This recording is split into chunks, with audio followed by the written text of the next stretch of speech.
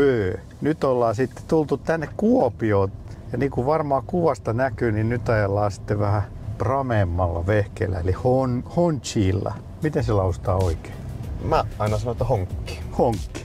Ja sen nimen itse asiassa tää autokin tunnistaa, toi auton ääniohjaus. Aha, okei. Siis oot sä opettanut sille sen vai? Ei, kun se ihan luontaisesti sen tunnistaa. Tunnistaa se kyllä muutaman muunkin väännöksen. Okei. Se ei ole niin kranttu sitten. Ei. Että ei tarvitse kutsua niinku herra, Kyllä. majesteetti tai herra honkki. Suuri sähköautotapahtuma sunnuntaina 27.4. Tuusulassa Honkarakenteen talonäyttelyalueella. Tule, näe ja koe. fltp.fi. Huolehittaa yhdessä vakuutusturva sille mallille, että voitte nukkua yönne rauhassa ja että laskunmaksupäivänä ei hirvitä. Mene sivulle pohjantahti.fi kautta Keski-Suomi.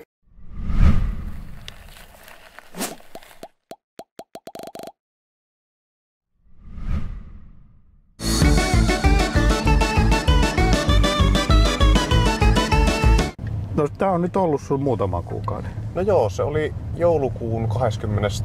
päivä muistaakseni, kun teippauksesta hain. Niin olikin joo, siinä jouluna. Kolmisen kuukautta. Joo, no paljon on tullut kilometri? 9813, 10 tonni paukkuu rikki todennäköisesti tiistaina, eli 3 päivän päästä. Eli niinku semmoista 40 vuositahtia. Kyllä, sitten. Aika lailla joo. No onko se sulle paljon vai vähän vai normaali? No se on aika normaali, että Teslalla tuli pikkusen vähemmän, semmoista 35 tonnia suurin piirtein vuodessa, mutta nyt sitten tulee Jyväskylässä käytyä vähän useammin työreissulla, niin joo. Selittää sen ylimääräisen 5 tonnia. Silloin viimeksi taisit sanoa, että se pitäisi niinku tää akku riittää sinne Jyväskylään. Kyllä, ja talvella. Takaisin. Ja takaisin? Kyllä. No toimiiko näin? Toimii. Ainakin minun ajossa, mutta jos vaimo ajaa, niin ei välttämättä riitä. Ai, vaimo on sitten se hurjempi. Kyllä. Kurvailija. Kerro nyt vielä niinku kertauksen vuoksi, että mikä tää auto nyt on spekseiltään? Eli tää on toi Honkki EHS9 Long Range, tai eri markkinoilla sillä on muistaakseni joku eri nimikin, mutta 120 kilowattitunnin akustolla varustettu versio ja sillä parhaimmalla varustetasolla. Eli tässä on jotakin varusteita, mitä näissä Suomessa myytävissä pieni akkussa ei ole. Eli nämä kaikki, mitä tässä nyt näkyy, niin nämä on tavallaan niinku sen varustetason vakiokamppeita, että ei tarvinnut mitään ruksia, tai no tämähän olikin vähän niinku käytetty. No joo, ja mun käsityksen mukaan näissä ei pystykään mitään muuta ruksimaan sit, kun se käytännössä just se niinku varustepaketti, minkä mukaan määräytyy akuston koko ja sitten toi penkkien lukumäärä ja sitten ulkoväri. Joo. Mitäs on nyt tullut palautetta sitten tästä koreasta ulkokuoresta, kun on nyt teipattu tällä vihreällä ja kullalla? Niin... No sanotaanko näin, että huomiota on tullut.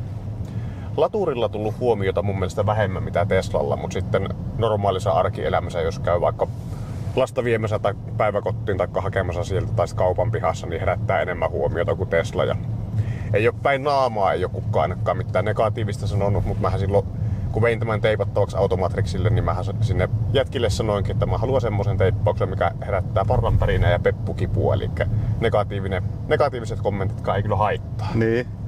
Eli ei ole tullut kuitenkaan niitä negatiivisia? Ei ole tullut. Joo. No millaisia ne positiiviset sitten on ollut? Käytännössä on niin kuin ehkä tuotu esille sitä, että mukava, että joku uskaltaa ja kehtaa ajaa tämmöisellä vähän erilaisella silmiinpistävällä autolla, ja totta kai tätä koko on ihmetelty. Niin. Miten tää on nyt sitten, sä oot päässyt nyt sinne Jyväskylään ja takas, mutta miten tää muuten on niinku toiminut, miten tää latailee? Ja... No auto itsessä on toiminut hyvin.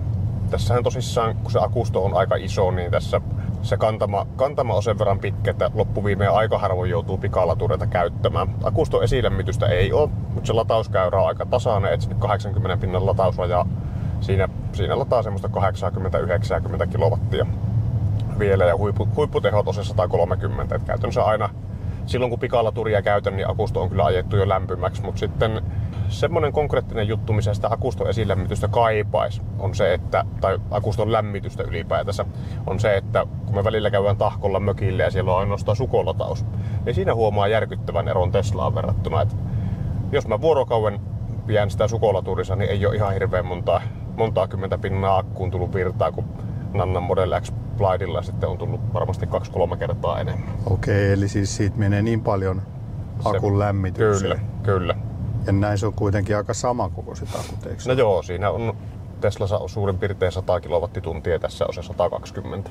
Joo. Mutta muuten auto on toiminut, että oikeastaan samat viat on ollut uudesta asti. Eli silloin kun mä auton sain, niin auto ei ollut netissä, eikä sitä saanut appiin. Ja sitten ovien automaattinen lukitus poistuttaessa ei toiminut. Ja mähän sitten vei auton, kun oli muutakin asiaa tonne Helsinkiin, niin vei Hedinille. Ja siellä sitten sanovat, että pitää joku päivitys tähän ajaa, että kannattaa varautua, että auto on pari päivää siellä. Ja niin se olikin ja meni sitä autoa, että se kaveri mun puolesta sen sieltä haki, ajoi sen Kuopioon, kun oli meille tulossa kylään. Ja Hediniltä sitten sanottiin, että ovien automaattinen lukitus poistuttaessa nyt toimii, mutta eivät saanut autoa nettiin eikä appia, että pitää olla myyjäliikkeessä, eli Ruotsinpää Hedinin yhteyksissä. Oltiin Ruotsinpää Hedinin yhteyksissä ja sieltä sitten kokeilivat jonkun aktivoinnin tehdä ja sanovat, että ei ole ikään ennen tämmöistä tullut vastaan, että ei onnistu. Ovat valmistajayhteyksissä ja selvittävät, että mistä tämä johtuu ja sen jälkeen sieltä ei ole Ruotsin Hediltä kuulunut mitään. Voisi sanoa, että tämä asia on ehkä niin kuin isoin ärsytyksen aihe, että mikä... Eli siis appi ei toimi edelleenkään? Appi ei toimi edelleenkään, eli ei pysty latausvirtaa säätämään ollenkaan. Latausvirran säätö nimittäin tuosta näytöltä ei onnistu, se onnistuu ainoastaan appista. Ja sitten ei saa kabiinia lämpimäksi kännykällä. Aivan. Ja sitten tosissaan sieltä Hediniltä Helsingistä, kun auton hajin, löivät muistaakseni saa 42 € laskun kouraan. Ei ole iso lasku, mutta siinä on 142 € enemmän huoltokustannuksia, mitä 6 Teslalla on tullut yhteensä ikinä. Ja se ovien automaattinen lukitus poistuttaessa se ei edelleenkään toimi, vaikka silloin muuta väittivät. Okei. Mutta onko ollut sit mitään sellaisia vikoja? Nämä on ehkä puutteita toiminnoissa, mitä on No joo, no luvattu. on varmaan lähinnä semmosia softa-bukeja mä sanoisin. Niin. Mutta ei niin kuin mitään oikeita vikoja ei ole. Et muutama päivä sitten tähän autoon levähti teksti, että tarvii huoltoa silloin kun tämän käynnistää.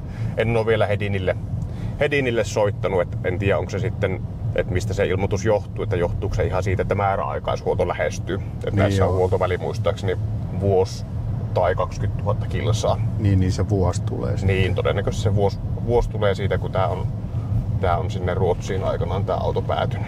Joo. Mutta ei ole mitään vikoja ollut. Hemmetin mukava auto ajaa. Hiljaisuutta arvostan tosi paljon. Et mun valinta on, jos mä niin kun ite lähden ajelemaan, niin ehdottomasti tämä mieluummin kuin Nannan Tesla. Mutta vastaavasti Nanna tykkää ajaa enemmän omalla Teslalla. Et se pitää tätä antiikkisena autona, kun tässä on tommonen fyysinen avain ja niin. sitten tämmönen Perinteinen Kyllä, kepakko. just näin. Ja tietoviihdejärjestelmähän tässä on Teslaan verrattuna ihan onneton. Et esimerkiksi Navia on tosi vaikea ajaa ja saa käyttää. Mulla on normaalimittaiset kädet. Joudun kurottamaan eteenpäin, jos mä haluan jonkun osoitteen tuohon kirjoitella. Pakko melkein tehdä parkissa. Äänentoisto on keskinkertainen, se oli aika iso pettymys. Ootin paljon parempaa. Mutta autona on kaikin puolin laadukkaan oloinen. Mites kulutuspuoli on ollut? No mä oikeastaan seuraan sitä Kuopio-Jyväskylän välin kulutusta. Pätkäajossahan se voi olla ihan mitä tahansa. Mutta oikeastaan kylmimmillään oli joku 25 astetta, kun Kuopiosta Jyväskylään ajoi. Ja silloin kulutus oli jotain 38 kilowattituntia. Joo. Ja tosissaan auto ei tietenkään saanut esilämmitettyä. Että se kabinin lämmitykseen mennyt sähkö on sitten siinä luvussa mukana. Joo. Kun taas Teslalla aina kun lähdetään, niin se piuhan päässä lämmitetään valmiiksi. Niin. Vähimmillään sitten ollut semmoista 26-27. Joo, ja nyt sitten kesää kohti ollaan menossa, niin Kyllä. se varmaan siitä putoilee. Se varmaan... Onko sulla sellaista pitkän ajan kulutuslukumaa niin kuin koko historialta? No kyllä se varmaan jostakin tuolta näytönsyövereistä löytäisi. Tuo on viime latauksen jälkeen toi 32. 32, joo. Siellä menee kansalainen koirien kanssa. Kyllä. Pienille. Niin kerro vielä tää kansalaisjuttu, että nyt kaikki... Joo, mä oon kutsun kuopiolaisia ihmisiä kansalaisiksi, mä ajelen tällä. Joitakin semmosia vähän niinku suunnitteluvirheitä mä tässä autossa oon löytänyt, tai oikeastaan yhden. Aina tuolla Facebookissa on ihmetellyt, kun monessa sähköautoryhmässä jengi puhuu, että on 3D tulostanut jotain latausportin suojia tai muita, ja mä oon aina ihmetellyt, että mitä hemmettiä semmosella tekee. Teslan kohdalla esimerkiksi ei tehnyt ikinä, tai ei olisi tehnyt mitään, että se latausportti toimi aina kuin unelma, mutta sitten tässä on todella typerästi on tuo latausportti suunniteltu. Jos sattuu semmoset kelit, että vaihtelee saman vuorokauden aikana plussalta miinukselle ja muuta, niin saattaa tietää ongelmia, jos auto ei ole katoksessa. Ja sitten itse reikä, minne se laturi tökätään, se menee vähän niin kuin alaviistoon. Että jos sinne jotenkin pääsee vettä sinne itse latausportin sisään, Joo. niin, ja sitten se pääsee jäätymään, niin eihän sitä saa millään sieltä ulos. Se ei valu sieltä itse pois. Okei, eikä siellä ole mitään veden poistoreikää. No en ole ainakaan huomannut. Että kertaalleen oli niin semmoinen siis tilanne. se osa, mihin liitin työnnetään. Joo, kyllä. Joo. Kyllä. Okei. Kertaalleen oli semmoinen tilanne, justiinsa kun mökillä oltiin. Ja olin käyttänyt auton pesussa. En tiedä, oliko pesuyhteys sinne vettä päässyt tai jotain. Niin pääsi sitten jäätymään. Ja toi CCS-lataus ei toiminut. Oli nimenomaan sinne alempaan reikään sitä vettä jäätymään. No oot sä nyt sit pyytänyt jonkun tulostaa sulle tulpat? En ole pyytänyt. Yleensä kuitenkin auton katoksessa niin ei ole mitään ongelmia. Niin. No mites tilat on sitten riittänyt? Tilahan tässä nyt Tilat riittää vallan hyvin ja en ole kertaakaan kuullut valitusta keskimmäiseltä penkkiriviltä, jos siellä aikuisia istuu. Jos taas siellä meidän Ilias 4V istuu, niin sehän valittaa totta kai, kun ei ole näyttöä toisin kuin Teslassa. Aivan. Teen Titanssia. Niin. Tää oli siis 6-paikkainen nyt sitten. Tää on 6-paikkainen jo. Kyllä mukavan valossa tää, kun vaalea sisusta ja Kyllä. kattoikkuna. Ja tää on vielä niin kuin kattoluukku, että tän saa vielä aukekin, jos haluaa. Kyllä, ja sitten siinä on sähköinen toi verho myös. Aivan, joo. Sisusta on helppo pitää puhtaana, että baby wipesilla kun pyyhkii, niin lähtee kyllä vahollinen värjäämä tosta vaaleasta pois. Oliko tää ihan nahkaa vai keinonahkaa? Tai mä luulen, että vegaanina? se on nahkaa. Mites lämmintä on piisannut? Lämmintä on piisannut hyvin. Mä väitän, että tää lämpenee nopeammin kuin Tesla.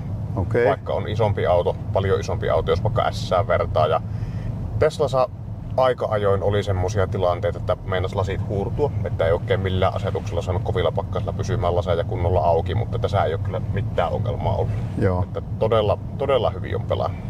Sitten kun sä puhuit, että äänentoisto ei ole niin hyvä, niin mikä siinä niinku mättää? No se jotenkin, se äänentoisto on semmonen niin kuin 20 vuotta vanhassa hinnat alkaen Toyotassa. Okei. Eli ei ole oikein semmoista syvyyttä, ei ole minkäänlaista basson toistoa, ei mitään. Mua se ei itse hirveästi haittaa, koska mä en kuuntele radio enkä musiikkia. Mä nautin nimenomaan sitä hiljaisuudesta, mutta sitten siksi Nanna kun ajaa, niin se tykkää luukuttaa musiikkia kovalle. Ja tämä ei hänen tarpeita kyllä siinäkään suhteessa tyydytä. Mites toi radio? Onko tässä ihan RDS-radio? Radio on, ja kanavat löytyy mun mielestä välillä vähän huonosti. Joo. Ihan vaan kun tuossa pösössäkin tuntuu olevan aika kehä. Joo. Suhisee. Siitä mä itse asiassa sanoin silloin Hedinille siitä, että ne radiokanavat löytyy vähän heikosti. Mä en tiedä, että tekikö ne sille mitään, mutta musta tuntuu, että sen jälkeen kun muutaman kerran on kokeillut, niin on radiokanavat löytynyt paremmin. Mitäs täällä apukuskin näytöstä nyt sitten? No siitä ei pysty tekemään mitään, kun auto ei ole netissä. Okei. Siinähän on semmonen ärsyttävä ominaisuus, että kun auto ei ole netissä eikä appissa, niin auto ei pysty yhdistämään myöskään kännykän hotspottia. Okei. Eli sen lisäksi, että auton oma sisäinen netti ei toimi, niin ei myöskään kännykän kautta saa sitä. No mä tossa just kuulin yhdet kaverit, että sillä on Polestar 2 ja 3 vuoden jälkeen siitäkin loppuu netti. Joo. Ja sitten maksaa 850 se seuraava 3 vuotta. Kyllä, tuonti Polestareissa on muutamalta asiakkaalta kuullut ollut ihan samaa ongelmaa kuin tässä, että jos se on Ruotsista tuotu se Polestar tai jostakin muusta maasta, niin se myyjäliikkeen on pitänyt jonkunnäköinen aktivointi tehdä nimenomaan se lähtömaan myyjäliikkeen, Joo. jotta saa auton sinne nettiin ja appiin. No tossa Teslassa oli pierutyyny ja kaikki sellaisia tärkeitä valosojuttuja, niin onko tässä mitään? On tässä jotta. Tässä on ensinnäkin hemmetin hyvät hierovat penkit ja sitten tässä on hajusteita. Hajusteita? Täältähän ne löytyy. Niin tässä ei ole, onko pieruhajuja? No pieruhajua en ole ainakaan löytänyt. Se olisi vähän niin kuin parannusta Teslaa kyllä. Joo, tupakahajua siellä on ja... Tupakan hajua? No ei, kun se on joku tupakointitoiminto, että parkissa kun painaa tuota, niin aukaisee ikkunoita, mutta näistä parista napista oikeasti tulee tuolta ilmastointikanavasta jotain hajua. Okei. Siis siellä on joku baby, siis saako tää vauvan tuoksu? En tiedä. Vai että jos autossa on vauva, niin sitten voi laittaa baby asentoon? Että... Joo, jotakin se ilmeisesti helpottaa vauvan nukuttamista tai jotain. Joo. Tai vauvan tuoksu, sekin on vähän semmoinen kaksipiippunen juttu. No se on vähän kaksipiippunen. Onko se vauvan vastapestyt varpaat vai onko se sitten ne likaiset vaipat? Niin. Okei. Onko muita? Ääniohjaus. Ääniohjaus. Ymmärretään ralli englantia. No, tehäs joku esimerkki. Pikku hetki. Mä kerron ensin, että Teslalla kun se 4 vuotta tuli ajettua, niin Tesla ei ikään ymmärtänyt sanaakaan mun englantia. Joo. Ei ikinä. Mutta tää on päivästä yksi ymmärtänyt. Nyt tietenkin tulee demo-efekteitä, nyt kun Niin, mä tälle katsotaan. puhun, niin se ei tajua mitään. Mut kokeillaan. Hi Honkki. Hi, Switch ambient lighting to red. it is already on. Demo-efekti. Vihreitä edelleen näyttää. Joo. Semmonen erikoista tässä ääniohjauksessa on, että Teslalla kun ääniohjausta käytti, niin piti painaa ratissa oleva nappia pohjaa, mutta tää kuuntelee koko ajan. Joo. Että taitaa olla jotain perää siinä, kun puhutaan, että kiinalaista autot makoilee. Mutta toisaalta tää auto, kun ei ole netissä, niin ei se pysty kertomaan Niin, tietojaan joo. sit sinne Niin. pääkallopaikalle. Tuosta ääniohjauksesta sen verran vielä, että sehän tunnistaa muun muassa sen, että miltä paikalta sille jutellaan. Joo. Jos tuolla takapenkillä tai keskimmäisellä penkkirivillä vasemmalla puolella joku sanoo, että mulla on kylmä, niin se nimenomaan sen paikan ilmastointia, kun on Joo, joo. alueilmastointi, niin, tai lämmitystä laittaa vähän kovemmalle. Joo. No onko ollut mitään sellaisia hauskoja sattumuksia tai tarinoita tähän autoon liittyen vielä? Tähän mulla tulisi mieleen. No en tiedä, onko se hauskaa vai ikävää, mutta viime viikolla tää luultiin Bemariksi. Okei, miksiköhän Bemariksi? No on se En. XM tietysti jo voi Kyllä. vähän olla samanlainen. Me oltiin pojan kanssa parrakoodissa. Me aina joka keskiviikko käydään parrakoodissa vähän hyppimässä ja kiipeilemässä. Niin siellä itse oli jonkun toisen lapsen isä oli sinun videon kattonut. Ja sitten se sanoi, että nyt vasta tajus, että se Bemari on meikäläisen. Terveisiä vaan, jos katsot tätäkin jaksoa. No miltä se niinku tuntuu, että sanotaan Bemariksi? Pahalta vai? No pahaltahan se tuntuu. Pahalta se tuntuu. Kyllä. Ei vaikka kyllä. Bemareista aina on tykännyt, kyllä nekin hyviä autoja epäilemättä on. Mulla on yksi Bemari ollut, se ei ollut kyllä hyvä auto. Sen mä oon huomannut, että tai mä luulen, että ei-sähköautoilevat ihmiset on kattonut enemmän niin kuin sun tekemää honkkivideoa, mitä niitä plädi-videoita. Joo. Että niin kuin semmoisissa normaaleissa arjen tilanteissa, justiinsa kun lasta vie hoitoon tai ruokakaupan pihassa tai jotain, niin joku, joka polttomoottoriautolla siinä vieressä on, niin sanoo, että on videon nähnyt ja Joo. näin poispäin. Että jostakin syystä tää tuntuu olevan joidenkin ihmisten mielestä kiinnostavampi auto kuin Tesla. Niin, kyllä tää on ehkä helpompi ymmärtää niin kuin erikoiseksi autoksi kuin Kyllä. se Tesla. Kyllä. Teslassa on kyllä ikävä tullut mobiiliteknikkokuviota, eli Niin. sitä, että Rangeri tulee laittaa auton kotipihassa kuntoon, että tähän kun tulee jotain, niin se on sitten Mekaanikon kadun Hedinille ja Niin, eli siis Helsinkiin. niin, laskukouraa ja huollon jälkeen edelleenkin on jotain vikkaa Niin. autossa. Niin, tämän auton niin tämä näkyvin ominaisuus on tietysti tämä erikoinen teippaus. Niin miten se on kestänyt? Teippaus on kestänyt ihan hyvin. Itteeni vähän soimaan, että säästin väärässä paikassa. Et silloin Automatrixilta tarjottiin, että laitetaanko PPF-kiveiskukalvoa koko auton päälle. Kromikulta teipin päälle laitettiin ja muutaman kriittiseen kohtaan, mutta suuri osa tuosta tummanvihreästä on ilmaista ja kalvoa. Ja kyllä toi korkea kiilto tummanvihreä on ehdottomasti herkin teippi, mitä missään mun autossa on ollut. Että se tuntuu, että se naarmuntuu ihan pelkästä katseesta. Joo.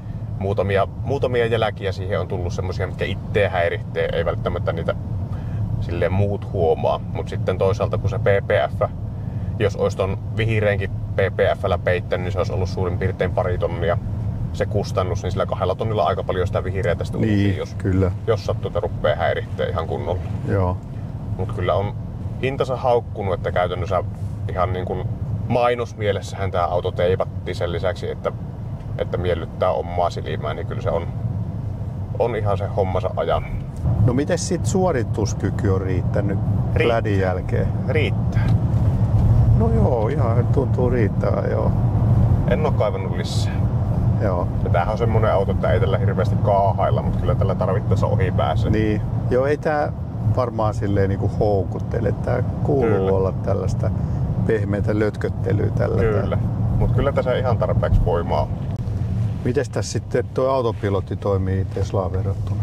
Mun mielestä toimii ihan hyvin, että se on aika erilainen. En oo ihan varma, että kummasta mä tykkään enemmän. Että molemmissa on hyvät ja huonot puolensa. Että tässä niin kun autopilot kytketään samaan tapaan suurin piirtein kuin Teslassa. Pari kertaa tuosta vakkarivivusta nykästää itseä kohti. Kaistaviivojen pitää näkyä, jotta autopilotti saadaan päälle. Joo. Ja se mikä tässä on 2 merkittävää eroa Teslan pilottiin verrattuna on se, että jos kuski ottaa hallinnan, niin ei tarvi erikseen uudestaan kytkeä autopilottia päälle, Joo. mistä mä tykkään tosi paljon. Se on melkein kaikissa muissa paitsi Teslassa sillä. Kyllä. Sitten toinen ero on se, että Tesla menee tosi tarkasti niillä omilla raiteillaan. Joo. Ja mulle itselle se Teslan ajolinja on jotenkin tuntunut aina ihan hyvältä. Mutta tämä sitten antaa auton vähän niin kuin seilailla kaistaviivojen välissä. Okei. Josta jotkut tykkää, mutta musta itsestä tuntuu, että se on vähän semmoinen niin kuin hermostuneen oloinen, kun se ei niin vakaasti niillä raiteilla kulje. Joo. Mutta kyllä mä oon kuitenkin tykännyt, kyllä mä sitä oon käyttänyt. Mutta ei siis mitään sellaista nopeata sellaista huojumista, mikä sitten taas liukkaalla voisi tuntua vaaralliselta. Ei missään nimessä semmoista. Joo. No nyt kun sä oot täällä 3 kuukautta ajanut, niin ostaisitko uudestaan tän auton? Rehellisesti sanottuna en tiedä. En tiedä, että jos voisin olla 100% varma, että auton saa nettiin ja appiin ja että se perhanan ovien automaattinen lukitus poistuttaessa toimii, niin ostan varmasti. Joo. Mutta kun vaikuttaa, että siinä on pieniä epävarmuustekijöitä, kun ei ole sieltä Ruotsin Hediniltä kuulunut vielä yhtään mitään, niin en osaa sanoa. Mä sanoisin, että niin kun olisi aika lailla täydellinen paketti tämä auto, jos tässä olisi yhdistetty tän ja sitten Teslan parhaat puolet. Olisi Teslan voimalinja, latausnopeus, infotainment ja ennen kaikkea mobiilitekniikkakuvio. Niin. Ja silloin tämä olisi täydellinen auto. Heikoin lenkki tällä hetkellä ehdottomasti on tämä huoltoverkosto, mikä on huomattavasti suppeampi kuin Teslassa. Ja Teslankin kohdallahan sitä on aika paljon parjattu. Niin. Eli siis sä voisit suositella tätä sellaiselle, joka asuu Herttoniemessä.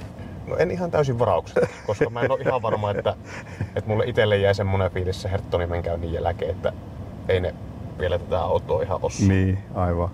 Oot sä nähnyt näitä muita täällä päin? En ole nähnyt. Kuopio on ainut. Kuopio on ainut ehdottomasti ja näitä on tosissaan ilmeisesti se suurin piirtein 5 Suomessa tämän lisäksi. Joo, no yhden esittelyauton mä silloin näin siellä Herttoniemessä. Ei varmaan ihan kovin suurta huoltomiesverkostoa voi rakentaa sen pohjalle. Ei. Oho, se kuunteli meitä ja luuli, että sitä puhuteltiin. All right, no mutta tässä varmaan alkaa nyt olla... Hän haluaa tulla keskusteluun mukaan. Niin haluaa. Hei, nyt semmonen kysymys, kun on vakuutusalan ammattilaisen kyydissä ja mä oon vähän suunnitellut, että mulla tulee siihen uuteen bussiin teippaus, niin mitä se niin kuin vakuutuksen kannalta, että jos tulee joku kolhu, niin minkälainen vakuutus siinä pitää sitten olla, että no se joo, teippi korvaa? Kyllä, eli meillä pystyy sen teipin vakuuttamaan erikseen. Oletuksena se ei kuitenkaan kuulu kaskon piiriin, eli sitten kun sä se auton teippautat, niin luotetulle vakuutusihmisellesi soitat ja kerrot, että mulla on tämmönen ja tämä hintainen teippi. Minä kirjaan sen sitten niin, eli se on niin kustannuksen mukaan periaatteessa? No joo, kyllä, ja siis ihan ykköskymppejä käytännössä on vuositasolla se teipin vakuutus. Joo, varmaan se sitten kyllä kannattaa ottaa, jos se on. Kyllä se kannattaa ehdottomasti. PPF-kiven-iskukalvo meillä kuuluu ihan automaattisesti tuohon kaskon piiriin, mutta sitten kun värivaihtoteippauksia laittaa, niin ne pitää erikseen vakuuttaa. Okei. Toi oli hyvä vinkki. Toi täytyykin sitten hoitaa, kunhan mä ensin saan päätettyä, että mikä se väri on. Mennäänkö yksiväriseksi vai jotain spesiaalimpaa? Kyllä se on oikeastaan yksivärinen, joo. Eli sulla selkeästi on jonkunnäköinen visio jo olemassa? On. Mä oon käynyt vähän sellaista Jaakobin painia, että mikä se nyt sitten on. Kyllä. Tässä nyt sitten alkaa varmaan olemaan niinku pähkinänkuoressa nämä ekan 3 kuukauden kokemukset. Kyllä. Tullaan sitten katsoa myöhemmin taas, että mitä honkille ja kuuluu. Kyllä. Toivottavasti siinä vaiheessa on jo netissä ja appissa. Niin, toivottavasti. Ei menisi montaa vuotta. Kyllä. Hei, käykää kommentoimassa, mitä tykkäsitte honkista. Käykää tykkää videosta ja käykää myös tilaamassa kanava ja harkitkaa myös vakavasti Bö Plus-jäsenyyden tilaamista, niin sitten näette aina videot vähän aikaisemmin kuin muut. Palataan seuraavaan sähköautovideoon. Bye bye!